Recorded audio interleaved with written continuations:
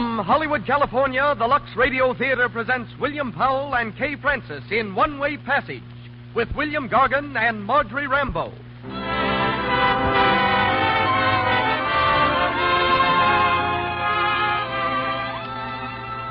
Lux presents Hollywood. This is a drama of two lives, of Joan Ames and Dan Hardesty, who meet when it is too late, but whose love is greater than destiny. On our stage are William Powell, Kay Francis, William Gargan, and Marjorie Rambeau. Miss Norma Shearer, whom we had expected here tonight, is unable to appear due to illness. Between the acts, you'll hear Commander Carl A. Alleyne of the steamship President Coolidge. Our music is under the direction of Louis Silvers. Nothing makes a woman happier than to know she is lovely and loved. That's why it's so important to a woman to keep her skin beautifully soft and attractive. 9 out of 10 screen stars use Lux toilet soap because it has active lather that does a thorough job of removing dust, dirt, stale cosmetics. Women everywhere who prize the natural soft beauty of a lovely complexion use Lux toilet soap, too. Before they renew makeup, always before they go to bed. Make the Hollywood star's beauty care your beauty care. And now, the producer of the Lux Radio Theater. Ladies and gentlemen, Mr. Cecil B. DeMille.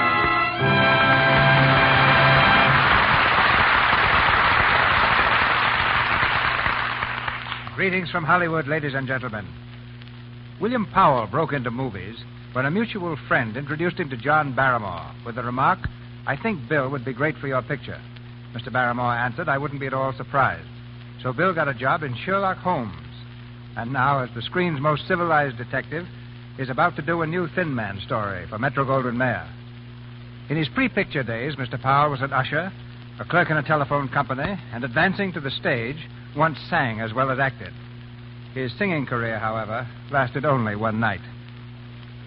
On the screen and off, Mr. Powell is a master of the soft answer, the well-turned phrase, and is Hollywood's prime dispenser of unruffled calm and worldliness. Tonight he resumes one of his most popular screen roles, Dan Hardesty in One-Way Passage. With Mr. Powell on the screen in One-Way Passage was Kay Francis, who repeats for us tonight her characterization of Joan Ames. Circumstances have kept her from our microphone all too long. But tonight, for the first time, she's here in answer to your numerous requests. Born Catherine Gibbs in Oklahoma City on Friday the 13th, she acquired her inclination for the stage from her mother, a former actress. Miss Francis, an expert tennis player, has an enthusiasm for travel that has carried her across the Atlantic about 20 times. And we're especially fortunate to have that superb actress, Miss Marjorie Rambeau, in the part of Betty, and William Gargan as Steve Burke.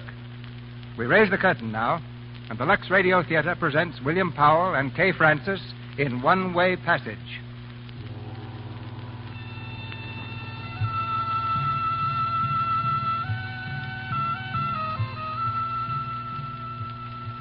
Singapore, a gay and cosmopolitan city at the southern tip of the Malay Peninsula. In an expensive suite at the American Hotel, a young girl has just finished dressing for the evening. She stands a moment looking at her reflection in the mirror. Then, with a sudden movement, as though she just made up her mind about something, she flings a fur cape about her shoulders and turns quickly toward the door. As she reaches it, the door opens, and a man enters quietly. Oh, hello. Good evening, Joan. Going out? It looks as if I am. I hardly ever wear these clothes to bed, you know. Sit down a moment, Joan. Now, Doctor, please don't lecture me. There's not a thing you can do about it, really. And I don't want to see that awful stethoscope again. I just want to take your pulse. Please. All right. You might have told me you were going out, and where? I don't know where. Just out. Will you be late? Perhaps. I've met a few people I used to know back in San Francisco. They want to show me the town. Our boat sails at midnight, so you can expect to see me about 11:30. Mm-hmm. It wouldn't do any good, I suppose, to ask you not to go. But I've told them that I would. Still, I must ask you, Joan. Oh, Doctor, for heaven's sake, don't start again. I'm so sick of hearing about it all the time. My life is my own concern. And mine. I followed you halfway around the world to prove it. And you've been paid for it? Paid well. Yes. However, that's not the only reason I came. Oh, that was a nasty thing I said. Please forgive me. Of course. Joan, look at me. Your father asked me to come on this trip, hoping that I'd be able to do something for you. Well, I haven't. I've tried, but it's been no good. And it's time that you knew the truth. You're a very sick girl, Joan. Your heart's in very bad shape, even worse than when we left home. I'm sorry I have to tell you this, but it's best that you know. Do you think it's news to me, Dr. Bolton? What? I've known it for weeks. Perhaps even before you did. But you've done nothing to help yourself. I don't understand that. Well, what would you suggest, Doctor? The things I have suggested time and again. Rest. Complete and absolute rest. No more dancing, no more cigarettes, no more parties, no more cocktails. You mean I'm to be kept to my bed? Yes, Joan. Then what? There's a beautiful spot just outside of San Francisco, a sanitarium. I see. Oh, but not a depressing place. Oh, I know. I'm quite sure it's charming. And if I go on living as I have been... You're cutting your months to weeks and your weeks to days. And my days to hours. Is that it? It is. What you actually mean, and you're too kind to say, is this. If I do as you say, lie in bed, deny myself everything, even the mildest diversions, I may live to enjoy that charming institution. You state it very cruelly. Well, it isn't much compensation for such self-denial. You must decide that, my dear. I have decided. And that's why I'm going out tonight and tomorrow. Joan! Oh, Doctor, look at me. Not as one of your patients, but as a person, a woman. Do you know how old I am? I brought you into the world, my dear. I'm 24. 24, Doctor, and I haven't even started to live. Now you offer me a few months more. A few months of living without knowing why. It's a ghastly thought, isn't it? Doctor, there must be something, some plan, some reason, some scheme behind this life of ours. Well, I want to know what it is. Perhaps I never will. There's so little time left to me. But I'd rather die living than live dying, hanging on to an empty life on a hospital bed. You understand, don't you? Or am I being morbid? I think you're being very brave, Joan. Not really, but thank you. Good night, Doctor.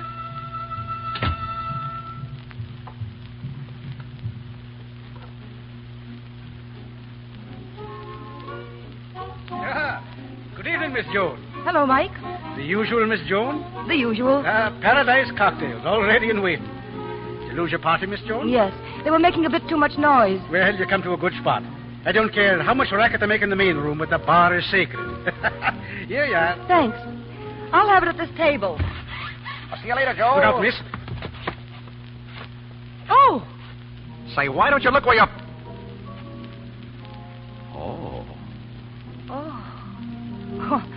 I'm so sorry.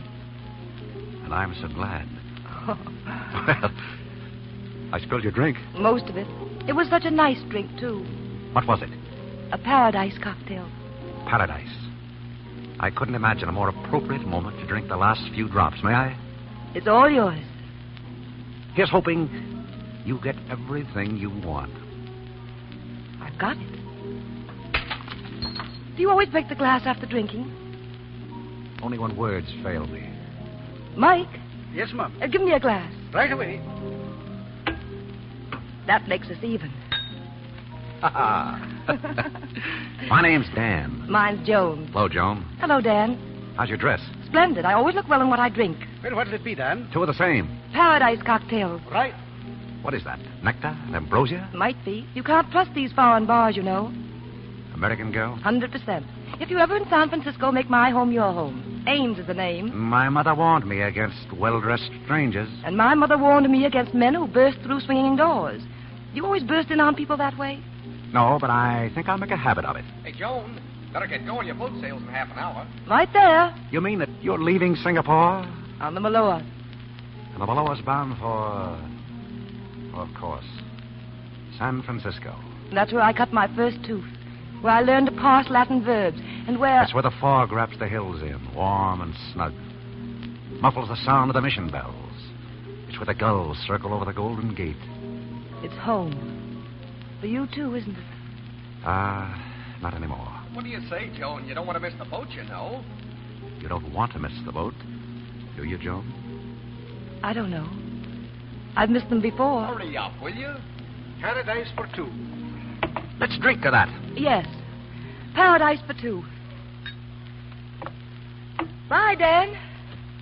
Goodbye, Joan.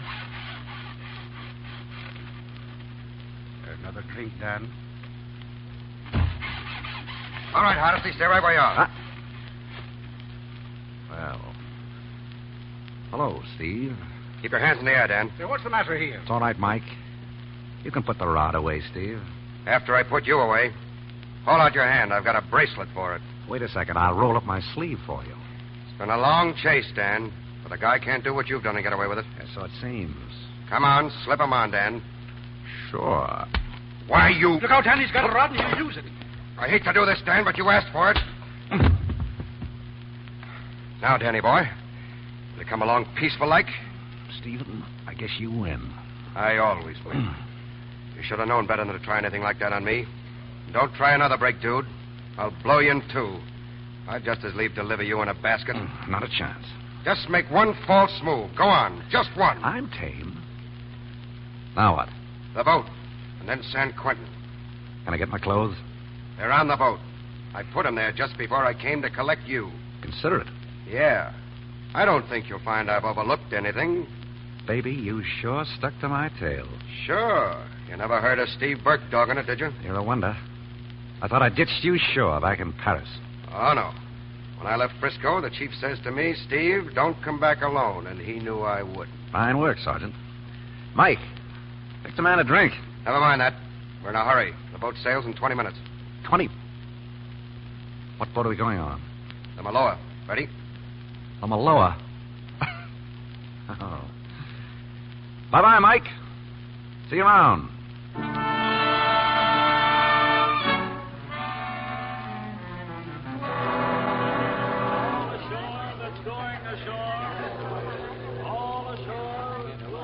Hey, how long do we stay chained together, Steve? Or are these cuffs permanent? You'll get used to them. I ain't taking any chances with you. They broke 5 of my pals when you escaped. Well, that wasn't right. They did all they could. They were shooting at me for 3 blocks. Unlucky, that's all. They missed me. Lucky for you, I wasn't among them. Thanks. You know, the one thing I don't understand is how a nice guy like you can get yourself in such a jam. You ain't a mug. You're a right guy. And you could have been one of the best... Too near that rail, please. Huh? What's the matter, sailor? Oh, you haven't put the pins in yet, sir. You lean on that rail and you're liable to go clean over. Okay. What are you looking at, Dan? Huh? Oh, I was just looking down. Be a long drop, wouldn't it? Yeah. Kind of gives you the shivers. Yeah. Get back a little. We're still chained together and I can't swim. You can't? Well... Look down, Steve. Hey, look out. Get away from that rail. Steve. Oh! Man overboard! Man overboard! There they are. Down there. Get a life preserver. Help! Help! Come back. I can't swim. Well, you can't, can you? On the level. All right. Keep your chin up, Steve. Rattler. I haven't, sir. Give me a hand here. You all right? Me? Sure. You all right, sir? Yeah. MacDonald. Okay. Yes, sir. See that these 2 gentlemen get to their staterooms. Yes, sir. This way, sir.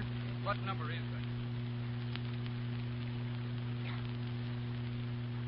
it? See how inconvenient those handcuffs were, Steve? You wouldn't have fallen in the water with me if we hadn't been hitched. How am I going to know you get dizzy spells? Hey! The handcuffs! Where are they? You know, if something happened to me, you'd be in for it, Steve. The handcuffs! Where are the handcuffs? I don't know. You don't know. My key! That's gone, too.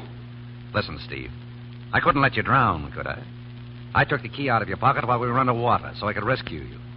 You'd have drowned if I hadn't got my hands free. The bracelets! What did you do with them? I let them sink. It was them or you. Look, Dan. You didn't drag me off that deck on purpose, did you? Oh, Steve. Would I do a thing like that? I don't know. But I got another pair of cuffs in my bag, see? You're not sore at me, are you? Well, you could have let me sink after you got free. I guess maybe I owe you a little favor. It doesn't amount to a thing. Only your life. But you can do me a little favor, if you like. If it's in reason. You know, Steve, handcuffs don't look so good on a well-dressed man. That's what I hate for anybody on the ship to know. Understand? Besides, once this ship is at sea, there's not a chance in the world for me to get away. Sort of tough on both of us to be ironed. What do you say? Well, all right then. But if you make one false step, just one, I'll knock you off cold.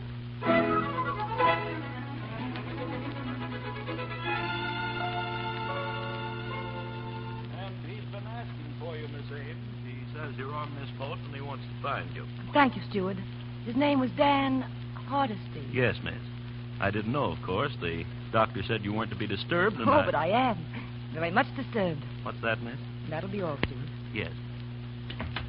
Who's that, John? The steward. A very bright and interesting steward. Well, you seem quite pleased about something. I am pleased. Pleased with myself and with life. Doctor, the picture you painted back in Singapore was drab and ugly. But I've just seen a picture of happiness. Glorious happiness. Even though it lasts for only a few days. The length of this voyage, it'll be worth it. Are you sure, Joan? So very, very sure. Come in. Oh, bonsoir, chérie. Are you ready? In a moment. Oh, Countess Bareilles, may I introduce Dr. Bolton? How do you do? Comment allez-vous? The Countess is going to introduce me to some of the very gayest people. Good night, Doctor. Good night, my dear. Good night, Joan.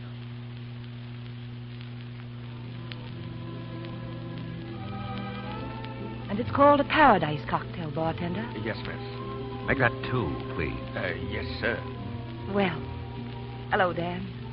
Hello, Joan. I hear you've been looking for me. High and low. How's every little thing? Just fine. Your folks? Oh, great. That's good. You're looking well, Dan. Never felt better. Putting on weight? Oh, just a little, here and there. So this is Dan Hardesty, an old friend of mine. I met him last night. This is Joan Ames. I've known her all my life. Very nice cocktail. This doesn't happen, does it?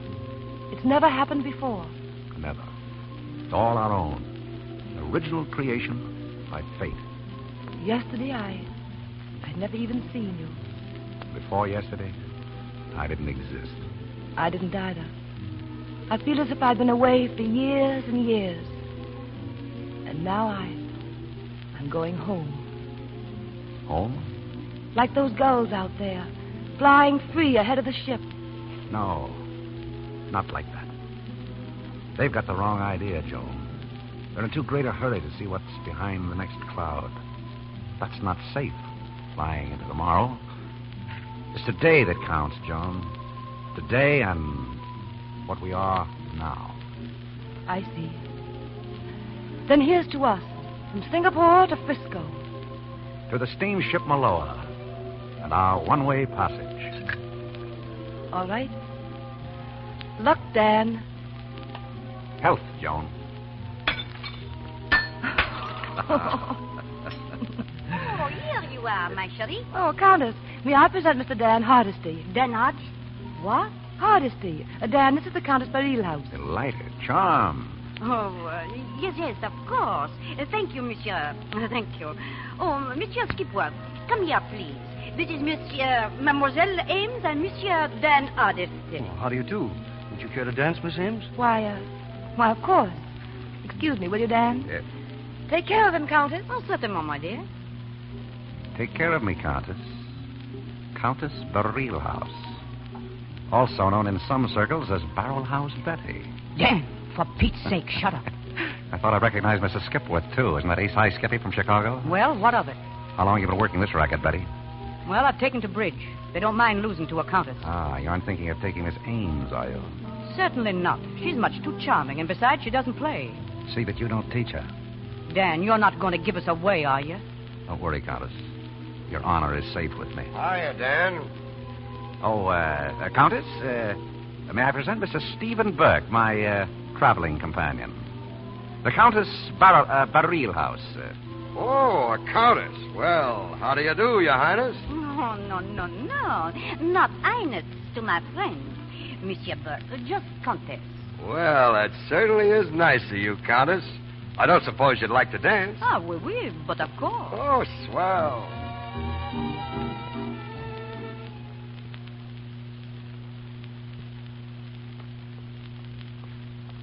Let's get away from here, Skippy.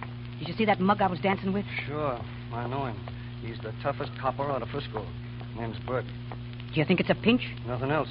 They've been looking for Hardesty for a long time. A tough rap? Yeah, the toughest. Murder. Murder? Yeah. You could call it that for corking the dirtiest squealing heel that ever lived. That guy had it coming. And he was out to get Dan. It was self-defense, too, but Dan couldn't prove it.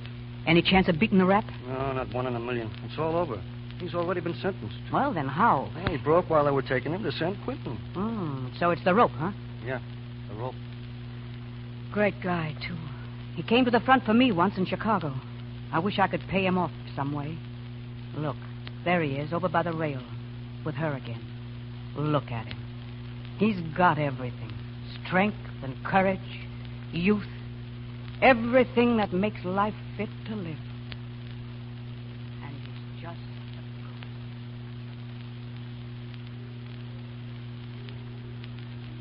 Aren't they gorgeous? Stars? Yeah. Funny I never saw them before. They seem bigger to me tonight, too. They seem so close and everything else so far away. All the little, petty, mean things of life. The struggle, the sordidness. That's gone tonight. And there are just the stars and the sea. And us. Everything's so beautiful. There's no trouble in the whole world tonight, is there? No hopelessness, no tragedy. I'm happy, Dan. Really happy.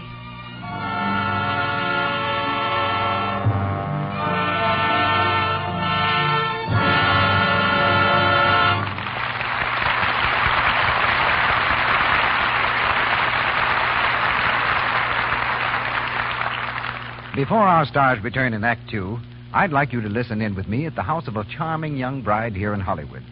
She's been giving her first party now. Betty, dear, it was a lovely party. But it's good to be alone again. Oh, darling, it was fun, wasn't it? Oh, you poor kid. I bet you're tired. Why wouldn't you be? The boys has danced you off your feet. And I know why, too. Because you're so sweet. What a clever little woman Betty is. Of course, a man wants to dance with, wants to be near a woman who is dainty and sweet. It's so easy, too, to protect this most appealing of all charms the way lovely screen stars do. Such famous beauties as Joan Blondell, Loretta Young, and Dorothy Lamour use Lux Toilet Soap, their complexion soap, as a bath soap, too. Its active lather carries away dust, dirt, and perspiration. Leaves skin fresh, smooth, really sweet. Try Lux Toilet Soap for your daily beauty bath. You'll love the delicate, clinging fragrance it leaves on the skin. Mr. DeMille. Act Two of One Way Passage, starring William Powell and Kay Francis, with William Gargan and Marjorie Rambeau.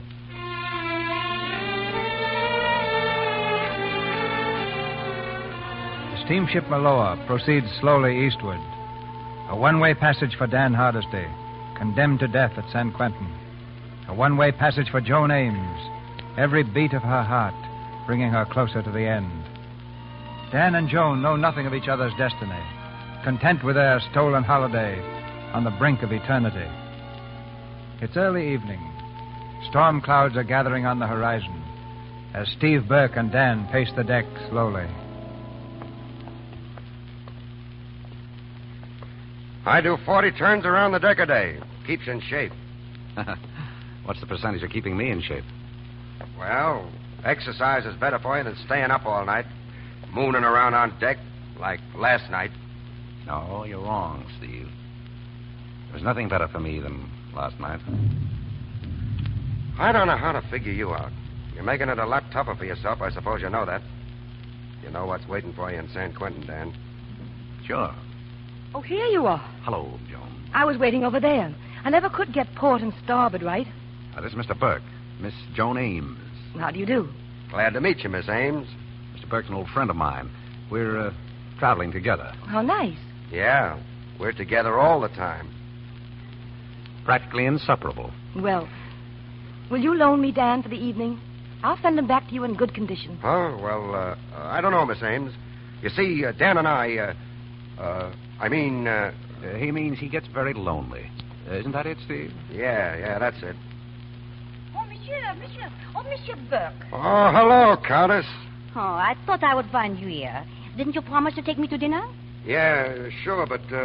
well, Monsieur Burke. Well, okay. Delighted. Don't get lost, Dan. Don't worry.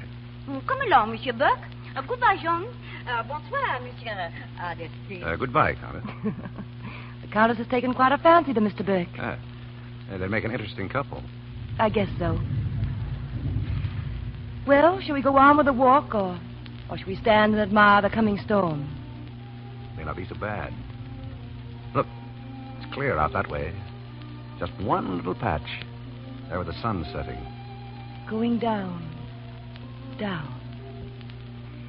The day knows how to go out, doesn't it? In a blaze of glory.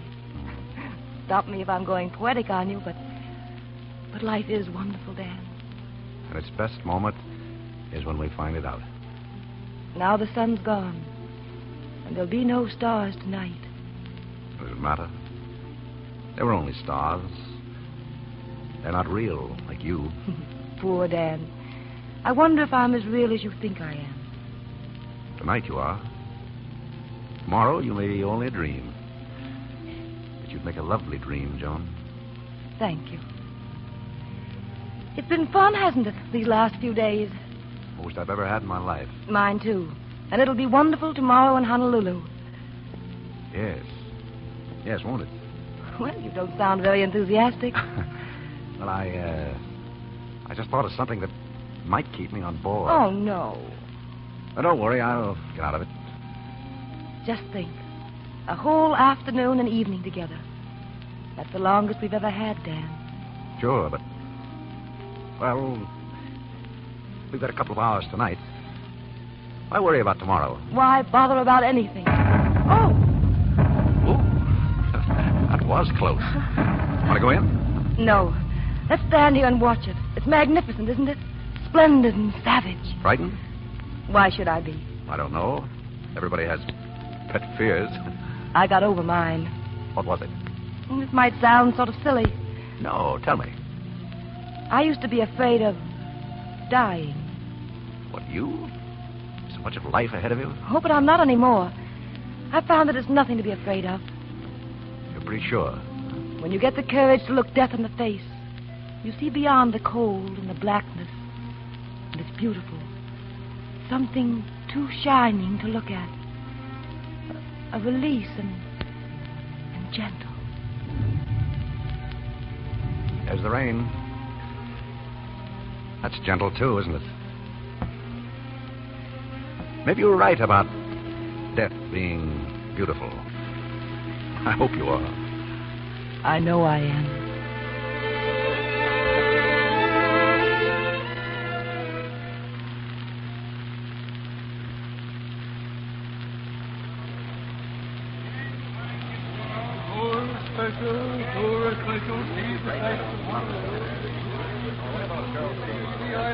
Bonjour, Monsieur Buck. Oh, hello, Countess. All set to go ashore? If you can wait just a few minutes, please. I am looking for Dan Odyssey.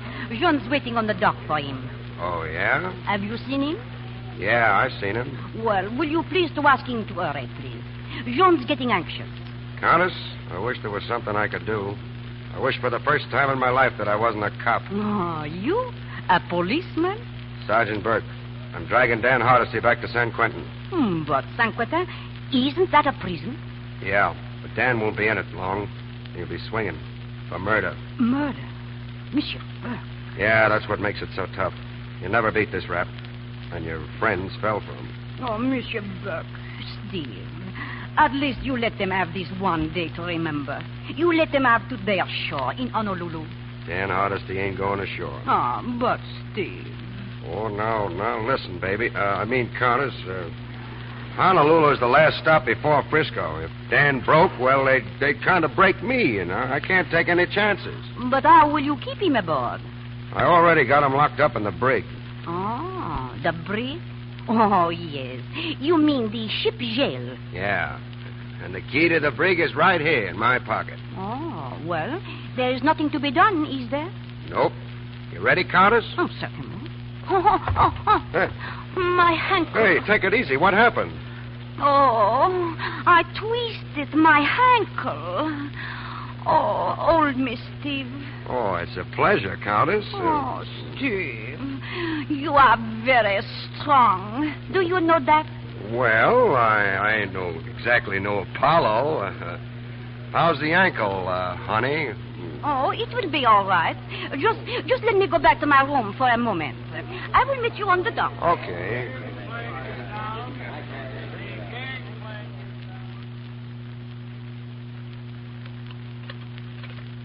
Come in, Mr. Burke. Well, what's the matter out there? You got the wrong key? Shut up. Who is it? It's me, the count. Betty. Shut up. I got the key in this sardine can if I can ever make it work. The key? Where'd you get it? Out of Burke's pocket. How'd you do it? Never mind now. Let me do the talking. I've got to get back to Steve and slip this key back in his pocket. What's the plan? Now, you lay low in here till the crowd goes ashore. Then beat it. I'll tell Joan to meet you at Dick's joint. Not that dive. Yeah, that dive. No one else from the ship will be there. Now, I've got it figured out how you can make a break for it. A break? How do you mean? Oh, Dick will play ball with you. He runs a tramp steamer out of Honolulu to Mexico. Get him to book your passage on it. Betty, you're a real pal. Ah, forget it, will you? Now I've got to get back to that Flatfoot. He's not such a bad guy when you get to know him. Well, so long, Dan. Lots of luck. Thanks, Betty. I'll need it.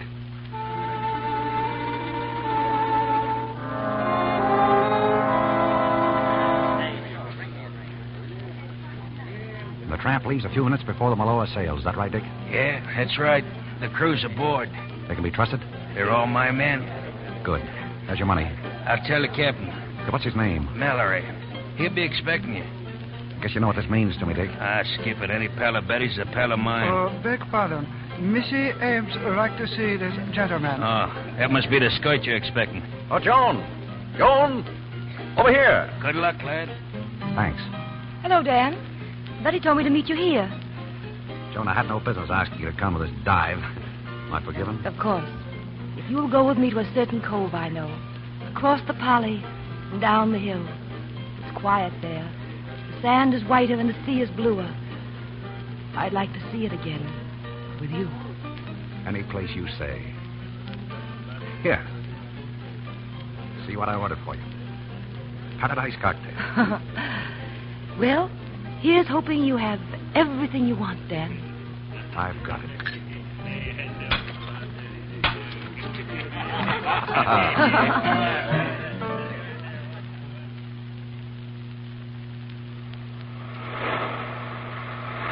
I win. That one broke over the rocks. Pay me. What did you bet? I don't know. Oh, who cares? Oh, Dan. This is such a lovely place. I'd be content to stay here forever. Would you? I wonder. I know it. Joan, would you be content to spend the rest of your life with me? In some far-off, out-of-the-way place? Of course, Dan. Anywhere. But you're so serious. I could send for you. Send for me? You see, dear, there's certain things that may take me halfway around the world. Mexico. Then don't send for me, Dan. I'll go with you there. Now, that's settled. Joan, darling, I've If got it's to serious, I don't want to hear it. Not today. But, Joan, I've got so much to say to you. And so little time to say it to you. We don't need words, do we? But there's something I want you to know about me. I know all there is to know about you. You don't, Joan. I know how your eyes crinkle when you look down at me. Like this. And how your hair waves off your forehead so that I want to touch it. And that your shoulders are broad enough to shut out the whole world. That proves how little you know. I know I love you. For as long as forever is. Joan. Well, I suppose we should be going back. I suppose so. Look, the sun. It's going down. Can't you stop it? Afraid I haven't much influence. Our day is ending. Well, what's this? Tears? I can't help being a little sad. It's been such a happy day.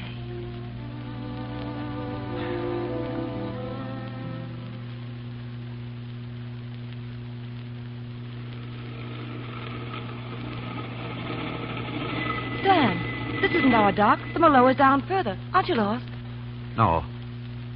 No, I'm not lost, Joan. You've got to go to the ship alone from here. But what about you? Joan, let me hold you close. I've been trying to tell you something all day. I'm not going back on the ship. Not going back? I can't. You mean you're leaving me? Now?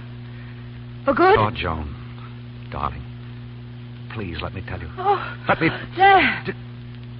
Joan. Joan, what's the matter? Joan. Dan Hardesty, I'm Captain Mallory. Captain, have you got a doctor on board? No, I haven't. What's the matter? Oh, girl fainted? Yes, I got to get a doctor. Not around here, mister. Nearest one I know would be on the Maloa. Maloa? All right. Thanks. Hey, wait a minute. You can't go back there. It's suicide. Why, you'll get natural. Hey, wait. Come back. Hey.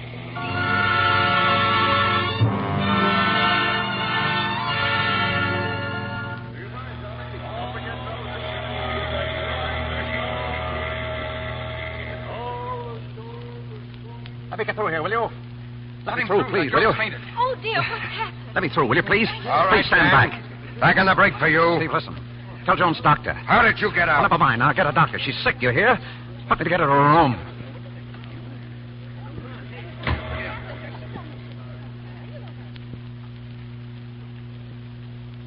Dan.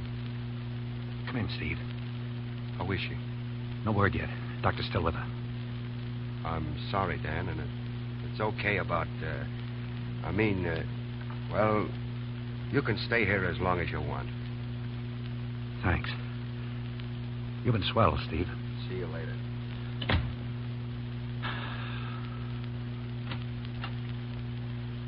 Well, Doctor? Nothing's happened. I just wanted to have a little talk with you. Yes? I want you to help me, Mr. Hardesty. Anything. Joan's condition is desperate. You're the only one that can prescribe for her. Tell me what to do.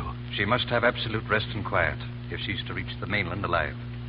She survived this attack, but it isn't humanly possible that she could survive another. The slightest excitement might kill her. A shock surely would. May I depend on you? Yes, of course. Thank you. But wait. Doctor, I've got to tell you this.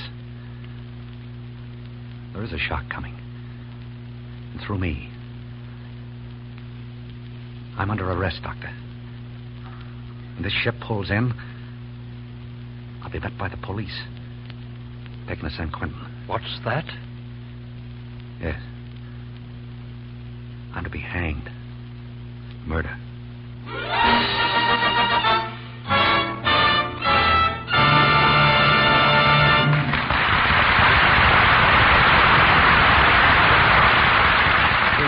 For station identification. This is the Columbia Broadcasting System.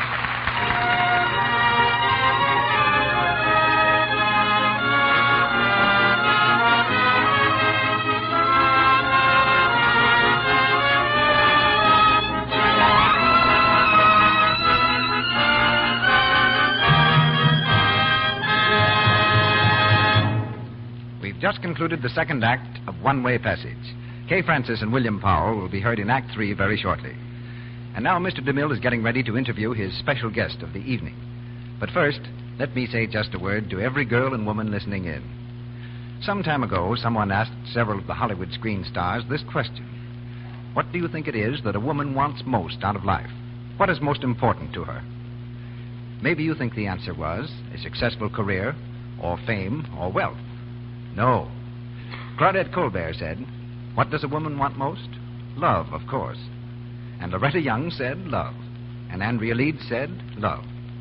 Then these famous beauties all agreed that soft, smooth skin is important in winning love and in holding it. They said this, all women want love, don't they? Then why do they risk spoiling romance? Cosmetic skin is so unattractive. Screen stars use cosmetics, of course, but they use Lux toilet soap because it has active lather that removes dust and dirt, stale cosmetics thoroughly. Guards against the pore choking that causes cosmetic skin, dullness, little blemishes, and large pores. Are you giving your complexion the gentle, thorough care it needs? Are you using Lux toilet soap regularly? And now Mr. DeMille will interview our guest of the evening. We left the Joan and Dan of our play somewhere in the Pacific on a luxurious liner bound for San Francisco. Tonight's guest in a few days will be retracing their identical course when he sails on a 7 weeks cruise for Hawaii and the Orient. He is Carl A. Arlene, who during his 52 years at sea has risen from cabin boy on the sailing vessel to commander of the largest American ship on the Pacific, the steamship President Coolidge of the American President Line. Commander Arlene has covered millions of miles at sea and was captain of the first American relief ship to reach Belgium during the World War. As commander of the President Coolidge, he's responsible for the safety and comfort of 1,000 passengers, people of every type and every station. Yes, and of all the drama of life can and does happen on shipboard, happiness, sorrow, adventure. And romance? Just coming to that, my happiest memories are those of hundreds of men and women who happened to meet each other aboard of my ships, who found the right person, the person they never seemed to be able to find on land. In partnership with Cupid, are you? I should say not. The captain has got too much to do with butting into people's life. It's the sea, water, sun, moon, stars, and that salt wind. Somehow, they get you, Mr. DeMille. Well, shipboard romance is the real thing, Commander, or just seagoing hallucinations? Both. It's been my luck to meet any number of passengers the second time, people who met, married, and are coming back as husband and wife. Then there's another sort of romance. I remember a girl who met a young fellow aboard, the wrong kind. She thought she was in love with him and sent a wireless to her family. They were going to be married when the ship reached the man's destination, Singapore. The family sent several messages pleading with me to try to stop it. It's none of my business, but the captain has to be a lot of things besides the man who runs the ship. When the boat reached Singapore, the man went ashore and returned in a few hours to get the girl. But in the meantime, we had succeeded in exposing him and the girl. I'm happy to say joined us in really telling him off. What's been your experience with criminals, men like Dan, who take your boat for any purpose but pleasure? I believe they were all as well behaved as Dan. Just a couple of months ago, the Filipino authorities turned a criminal over to me who had broken parole and fled the country. Whenever it's necessary, the captain of a ship assumes the authority of the United States Deputy Marshal in complete charge of the prisoner. This fellow gave me a fit. He escaped when we tied up at Hong Kong, tried it again in Japan, and he claimed he was an alien hoping to be deported. But at last he called it quits and is now doing time. Then, too, we have to keep our eyes open for narcotic smugglers. That must keep you pretty busy. And you have your crew to handle also. Yes, but fortunately, American sailors are men we can well be proud of. Their only bugaboo are the seagoing superstition that haunt old sailors. They still hate like the dickens to leave port on Friday. The black cat is poison. The one thing worse, the cross-eyed sailor. And, of course, they hate to find the old man on the wrong side of the deck. The old man is the captain, and the wrong side of the deck is wherever he happens to be when he's not expected there. Well, Mr. DeMille, you've entertained many of my passengers and me on countless evenings at sea. We picked up this program as far away from home as Japan, so it's been a real pleasure to have actually taken part. Thank you. Thank you. Smooth sailing, Commander. Smooth sailing, please. William Powell and Kay Francis in One-Way Passage with William Gargan and Marjorie Rambeau.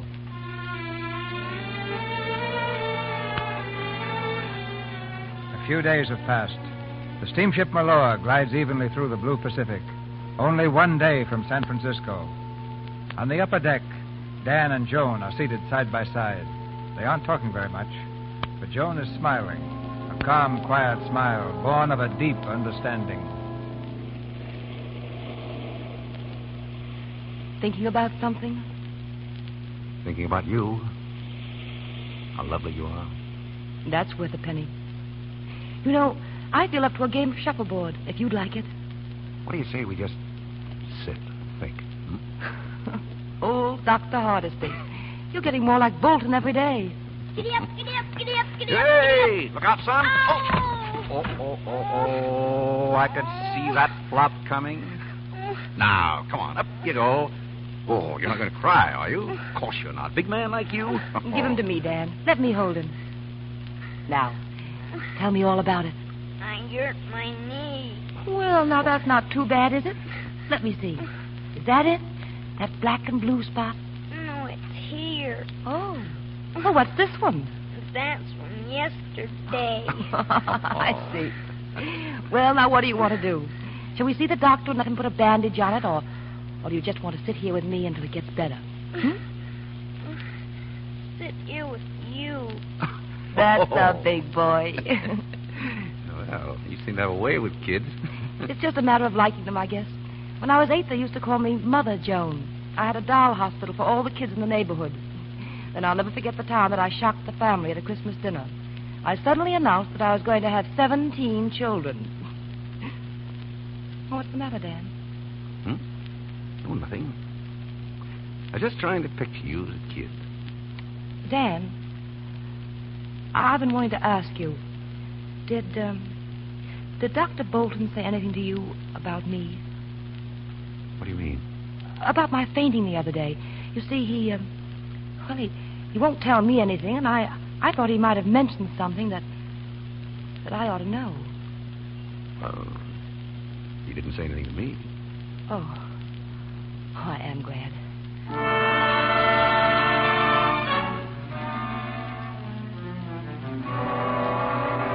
Have your hand baggage ready, please. Customs inspection on the dock. Oh, steward, what time do we dock, please? About an hour, madam. Thanks. Have your hand baggage ready.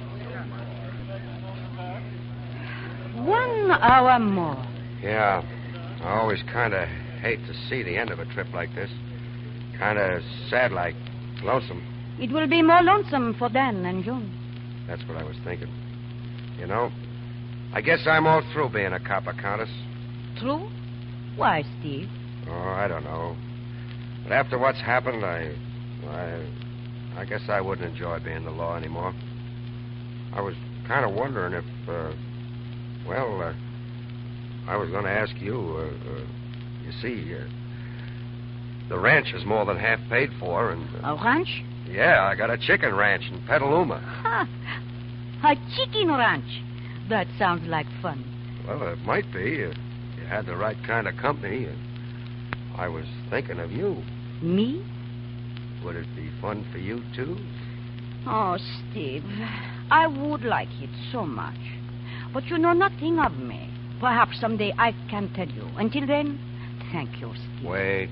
If you're going to tell me all about your past, well, mine ain't been no better violets either.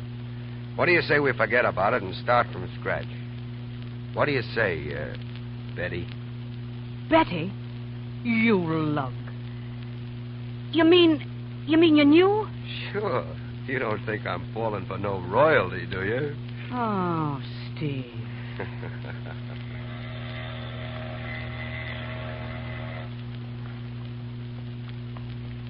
Look, Dan. There it is. The Golden Gate. It really is golden, isn't it? It really is. I remember an old song. Keep those golden gates wide open. Keep those golden gates ajar. Yes, I remember that one, too. I was born in San Francisco. You know, when I was a youngster, I always thought they were singing about this gate. I thought it was the only one. I hope you were wrong. Yeah, so do I. Well, we were going to have a last toast. Go on. You look sad, Dan. What is it? I was only thinking how grand this trip's been. Now it has to end. But we'll be together. I wish we could. But we've planned on it. Joan, I've got to go to Mexico. That business I should have attended to in Honolulu. You mean I won't see you in San Francisco at all? As soon as the boat docks, I've got to leave you. But you're only going to Mexico. That's all. Yes. Then we'll meet there. I'll meet you in Agua Caliente. All right. Agua Caliente. New Year's Eve? New Year's Eve.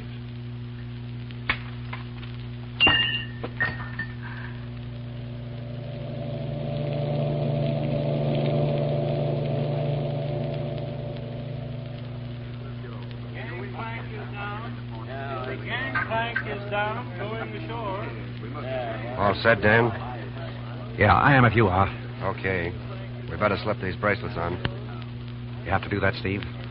I got a delivery according to Hoyle. This ain't no petty larceny rap. All right. Try to keep her from seeing it, will you? I'll do my best, Dan. Thanks, Steve. You're a swell guy. Dan? Dan, are you in there? Dan, may I see you for a moment? Oh, Dan. Excuse me, ma'am, but are you looking for Mr. Hardesty? Yes. Do you know where he is? No, ma'am. But I know where he's going to be.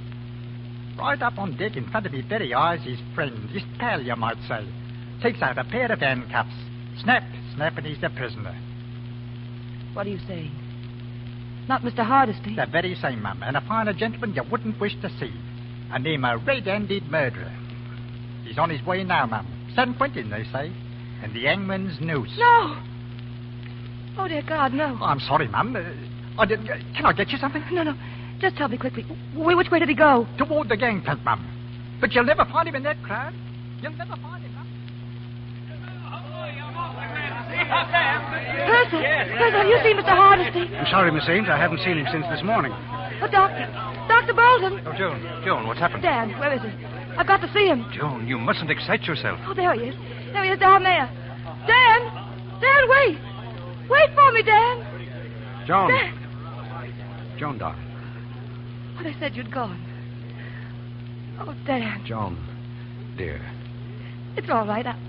I'm all right now. I just wanted to see you once more. I love you, Dan. I love you, Joan. Goodbye, darling. No, not goodbye. Auf Wiedersehen. Until New Year's. Yes, that's right. Agua Caliente. New Year's. Auf Wiedersehen, Dan. I'll be there. I'll be waiting, Dan. Auf Wiedersehen. Joan, are you all right? I saw him. I said goodbye. And now he's gone. He's gone. Joan, is there anything I can do, Doctor? No. It's too late. There's nothing anyone can do.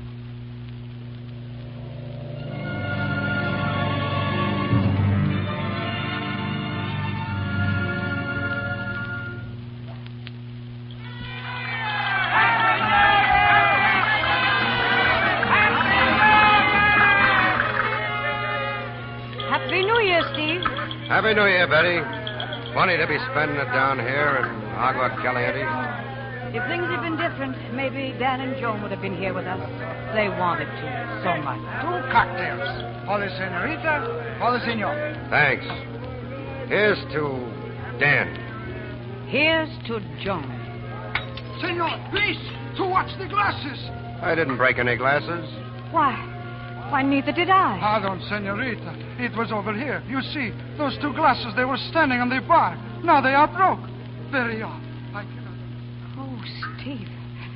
Oh, I feel so strange. They always used to break their glasses like that. Joan and Dan. How much they loved each other. Yeah. They taught us what love means.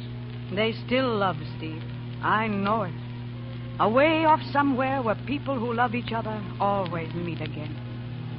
Oh, Steve, they knew what love is. Those 2.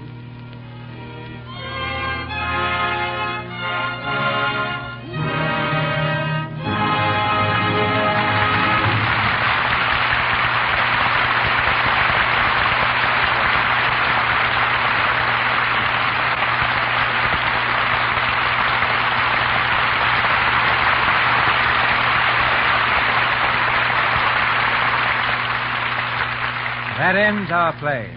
Making a postscript from Kay Francis and William Powell, both appropriate and welcome. Well, Mr. DeMille, while I'm a newcomer to the Lux Radio Theater, I've had a long and happy acquaintance with what it stands for. It means so much to a girl to have a fine, healthy complexion, whether her life is a public one or not. Lux soap is an excellent help to anyone who's particular about her skin. I'm only one of the many here in Hollywood who use it constantly. As for this theater, Mr. DeMille, I'm glad to find you featuring so many good love stories. I think that's the type of play people like most. I guess everyone has his troubles in actual life, so it's probably a great satisfaction to hear plays in which everything turns out all right. To me, tonight's play had a very happy ending. Death was not the end for them. It was just the beginning. What are your reflections on the subject, Bill, as our most consistent ghost? Did you say ghost, Cecil? Well, when you were here a couple of months ago in Marling, you died and came back for a curtain call, and tonight you're doing the same thing. Yeah. Well, Cecil, I'll always have a life to lay down for plays as stalwart as these. I agree with Kay that One-Way Passage is anything but a morbid story. You know, I was lucky enough to be fairly well acquainted with a man who helped write One-Way Passage for the screen, the late Wilson Meisner. Great writer. The mind sharp as his pencil. I was told that just before he passed on, a minister reached his bedside. Meisner was in a coma, but he gained consciousness long enough to look up at the minister, and he whispered, "I just saw your boss." Meisner smiled at life, and he smiled at death, just as Joan and Dan do in our play. There's nothing sad about that. It's really quite a privilege to go out that way. Thank you very much, Cecil, for the chance of meeting your audience once again. Good night, Mr. DeMille. There'll always be a return passage here for both of you. Louis Silvers appeared through courtesy of 20th Century Fox Studio, where he directed music for The Little Princess. Be sure to listen to the new Lux daytime radio program, The Life and Love of Dr. Susan, the story of a courageous woman in search of her destiny. You can hear it over most of these stations in the United States every afternoon, Monday through Friday, at 2:15 Eastern Time, 1:15 Central Time, 3:15 Mountain Time, and 2:15 Pacific Time. This new daytime program, The Life and Love of Dr. Susan, comes to you in addition to the Lux Radio Theater. Mr. DeMille. Edna Ferber's exalted position among contemporary writers is due largely to her amazing understanding of everyday people, especially women. Of her many novels, none rings truer, has greater charm, or more beautiful simplicity than So Big, a dramatic story of a woman and her son. Many of you recall it as one of Barbara Stanwyck's finest pictures, and I'm delighted to say that this great actress will again star in So Big a week from tonight for the Lux Radio Theater.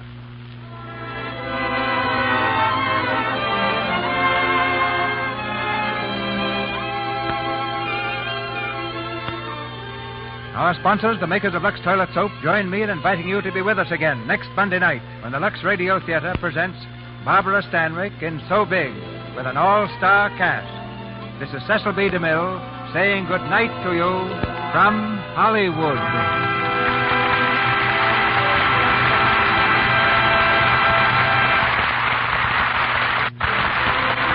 Your announcer has been Melba Roy. This is the Columbia Broadcasting System.